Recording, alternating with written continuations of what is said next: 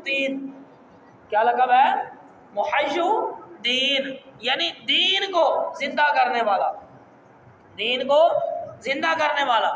اب ایک عیسائی آ گیا آپ کے پاس، حضور غوث پاک کے پاس. اس نے آگے کہا کہ ہمارے نبی کا تو یہ معجزہ ہے، یعنی حضرت عیسیٰ علیہ السلام کا یہ معجزہ ہے کہ وہ مردوں کو زندہ کر دیا کرتے تھے. آپ کے بھی نبی کا کوئی ایسا معجزہ ہے تو ہمیں دکھائیں. تو آپ نے فرمایا چل اٹھ. آپ اسے لے کے گئے قبرستان میں. آپ نے فرمایا دیکھ تجھے کون سا بندہ زندہ چاہیے. اس نے دیکھا جو سب سے پرانی جو قبر تھی، اس نے اس کے اوپر ایسے اشارہ کیا. اس نے کہا مجھے یہ بندہ زندہ چاہیے. تو حضور غوث پاک رضی اللہ تعالیٰ آپ نے فرمایا قم باذنی. آپ نے کیا فرمایا؟ قم باذنی، کہ میرے حکم سے کھڑا ہو جا. تو وہ بندہ تھا گویا، یعنی ناچ گانے والا، گانے گانے والا تھا. تو آپ نے صرف اتنا ہی فرمایا تھا کہ وہ بندہ گانا گاتا ہے، اٹھ کھڑا ہوا.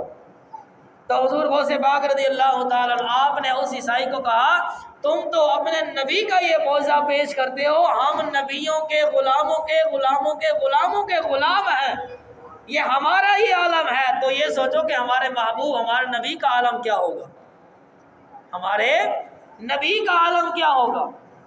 اب حضور غوث پاک رضی اللہ تعالیٰ آپ والدہ کی طرف سے حسینی سید ہیں اور والد کی طرف سے حسنی سید ہے، یعنی آپ کا سلسلہ نسب 11 واسطوں سے، کتنے وسیلوں سے؟ 11، یعنی آپ کے دادا پردادا ایسے چلتے چلتے 11ویں نسل میں آپ کا سلسلہ نسب حضرت مولا علی مشکل کشا سے جا کے ملتا ہے.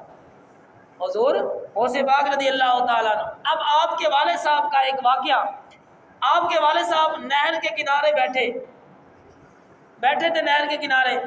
اب آپ نے دیکھا دور سے ایک سیب اسی نہر میں چلتا ہوا آ گیا. جب آپ کے پاس پہنچا آپ نے وہ سیب اٹھایا اور ایک پیس لے لیا سیب کا، کھایا اسے. ابھی منہ کے اندر ہی گیا تھا کہ دل میں خیال آیا یہ تو پتہ نہیں کس کا تھا، حلال کا تھا کہ حرام کا تھا، کس کا تھا پتہ نہیں.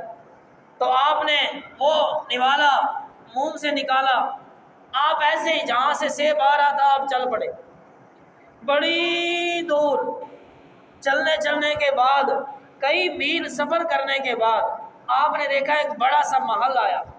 تو اس محل کے جو صحن تھا اس میں ایک سیب کا درخت لگا ہوا تھا. کیا لگا ہوا تھا؟ سیب کا درخت. تو آپ نے اس کے جو چوکیدار تھا اس سے پوچھا کہ اس گھر کا مالک کون ہے؟ تو اس نے کہا وہ فلانے کمرے میں بیٹھے ہیں. آپ گئے اس کے مالک کے پاس. تو آپ نے ان سے کہا کہ میں نے غلطی سے آپ کے جو درخت ہے سیب کا، اس سے سیب کا ایک ٹکڑا کھا لیا، لہٰذا مجھے اس کا جرمانہ بتائیں، مجھے اس کی سزا بتائیں کہ میں نے بغیر اجازت کھا لیا. تو جب آپ نے فرمایا تو انہوں نے دیکھا ایسے نظر اٹھا کے، وہ بھی عام بندے نہیں تھے، وہ اللہ تعالیٰ کے ولی تھے، وہ بھی کوئی عام شخصیت نہیں تھی بلکہ اللہ تعالیٰ کے ولی تھے. انہوں نے کہا اس کا جرمانہ یہ ہے کہ تمہیں 6 سال تک میرے اس باغ کی خدمت کرنی ہوگی، میرے گھر کی خدمت اور میری بھی خدمت کرنی ہوگی. آپ نے فرمایا ٹھیک ہے. 6 سال تک آپ نے خدمت کی. 6 سال کے بعد پھر آپ گئے اس اللہ تعالیٰ کے ولی کے پاس، جا کے کہا کہ اب 6 سال کا عرصہ پورا ہو چکا ہے. دیکھیں سیب کا ایک ٹکڑا لیا تھا، سیب کا ایک چھوٹا سا ٹکڑا لیا تھا. تو آج ہم کیا کرتے ہیں؟ ہم نے تو لوگوں کے لاکھوں روپے ہڑپے ہوئے ہیں نا.